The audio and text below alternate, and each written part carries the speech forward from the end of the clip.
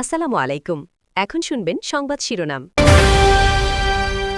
দৌলতদিয়া বাসডুবিতে লাশের মিছিল, উদ্ধার ২৬ মরদেহের মধ্যে ২৩টি স্বজনদের কাছে হস্তান্তর।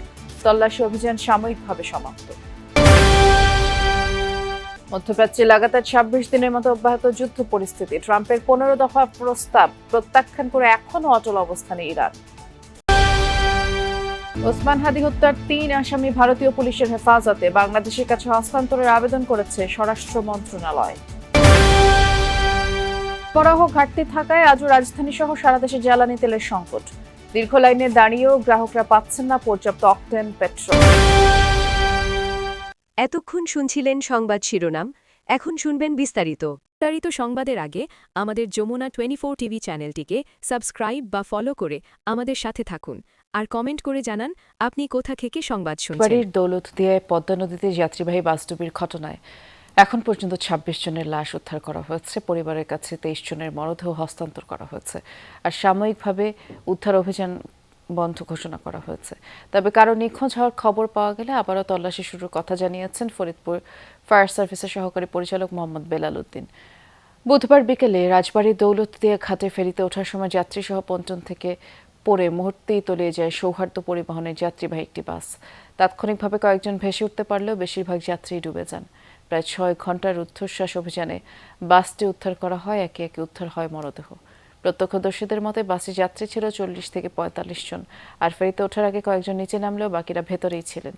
আর দুর্ঘটনার কারণ জানতে রাজবাড়ীর অতিরিক্ত জেলা ম্যাজিস্ট্রেট ও নৌ পরিবহন মন্ত্রণালয়ের অতিরিক্ত সচিবের নেতৃত্বে আলাদা ২টি তদন্ত কমিটি গঠন করা হয়েছে। ৩ কার্যদিবসের মধ্যে প্রতিবেদন জমা দিতে বলা হয়েছে। আমরা লাশগুলো দাফন করার জন্য জেলা প্রশাসন থেকে একটা আমরা ২৫,০০০ টাকা করে শুধুমাত্র দাফন করার জন্য, আর ইনস্ট্যান্ট মানে একেবারে প্রাথমিকভাবে আহত কেউ থাকলে তাকে ১৫,০০০ টাকা করে সহায়তা দেওয়া হবে।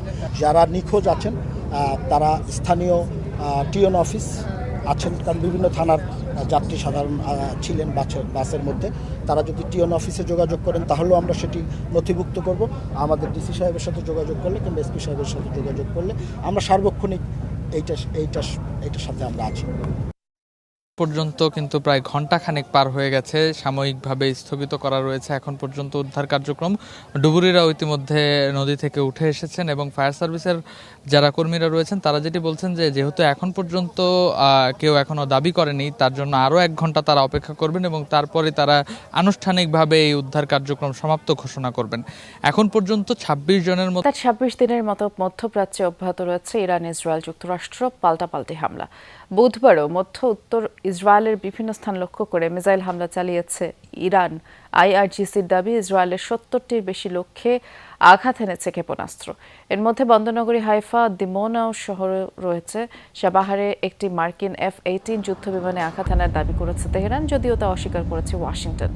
জর্ডানের আল আজরাক বিমান ঘাঁটি, বাহরাইনের শেখ ইসা, কুয়েতের ২টি ঘাঁটি লক্ষ্য করে হামলা চালায় আইআরজিসি। ড্রোন ভূপাতিত করা হয় সৌদি আরব ও আমিরাতে। এদিকে ইরাকে মার্কিন ঘাঁটিগুলোতে হামলা অব্যাহত রেখেছে সেখানকার ইরানপন্থী সশস্ত্র গোষ্ঠীগুলো। দক্ষিণ ইরানে বন্দর আব্বাস বিমানবন্দরের কাছে একাধিক স্থানে হামলা চালিয়েছে যুক্তরাষ্ট্র। এ ঘটনার ভিডিও প্রকাশ করেছে সেন্ট্রাল কমান্ড। কোনো হুমকি ধমকিতে ইরানকে আলোচনা টেবিলে বসাতে পারছে না যুক্তরাষ্ট্র। ডোনাল্ড ট্রাম্পের ১৫ দফা প্রস্তাব প্রত্যাখ্যান করে এখনও নিজেদের দেয়া শর্তেই অটল তেহরান। যদিও মার্কিন প্রেসিডেন্টের দাবি পর্দার আড়ালে তাদের সাথে আলোচনা চালিয়ে যাচ্ছে দেশটি, তবে নিজ নাগরিকদের প্রাণহানি বৃদ্ধির ভয়ে সেটি বলছে না। হার মেনে যুক্তরাষ্ট্রের প্রস্তাবে রাজি না হলে ইরানকে নরক বানিয়ে দেওয়ার নতুন হুমকি দিয়েছে হোয়াইট হাউস।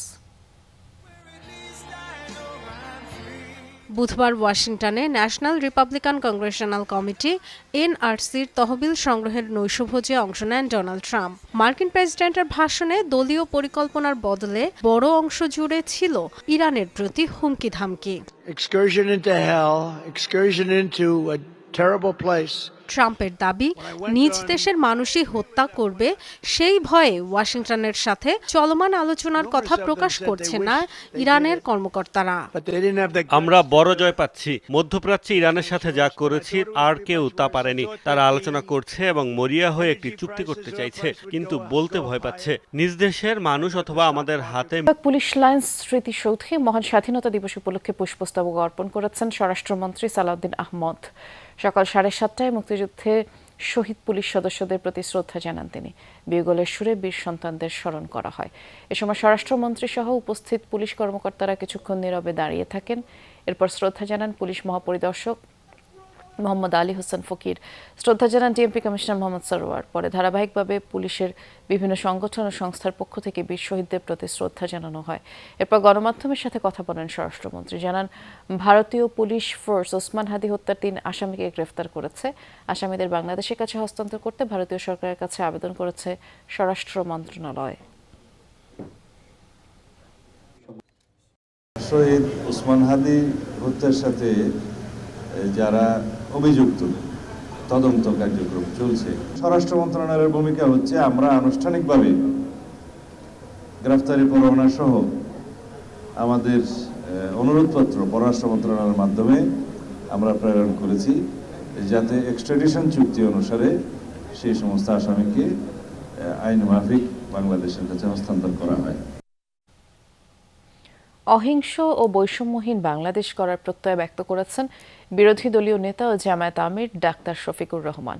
মহান স্বাধীনতা দিবসে জাতীয় স্মৃতিসৌধে শ্রদ্ধা নিবেদনের পর এই প্রত্যয় ব্যক্ত করেন তিনি। এরপরেই জাতির শ্রেষ্ঠ সন্তানদের রাজধানীতে তীব্র আকার ধারণ করেছে জ্বালানি তেলের সংকট। আজও বন্ধ সারা দেশের বেশিরভাগ পাম্প। যেসব পাম্প খোলা সেগুলোতে লম্বা লাইন, আর তেল নিতে ঘন্টার পর ঘন্টা অপেক্ষা করেও স্বস্তি মিলছে না। অনেকে রাতভর অবস্থান করেছেন ফিলিং স্টেশনগুলোর সামনে। সকালেও সেই চিত্র পাল্টায়নি।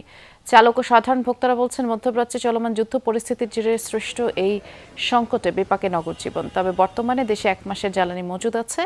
এই রিজার্ভ আরও বাড়ানোর চেষ্টা চলছে বলে বুধবার জানিয়েছেন মন্ত্রিপরিষদ সচিব।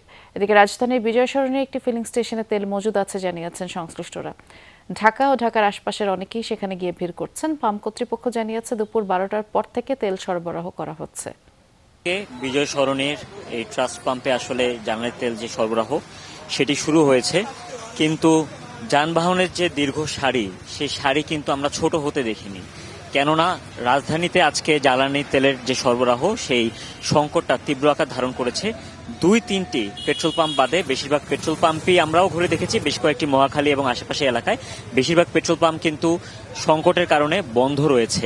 তারা যেটি বলছেন যে যেহেতু আজকে জাতীয় দিবস, যেহেতু আজকে সরকারি ছুটি, সেহেতু আজকে ডিপোর কার্যক্রম ফতুল্লায় বন্ধ রয়েছে, তাই তাদের কাছে পর্যাপ্ত জ্বালানি তেলের যে সরবরাহ, সেই সরবরাহ নেই।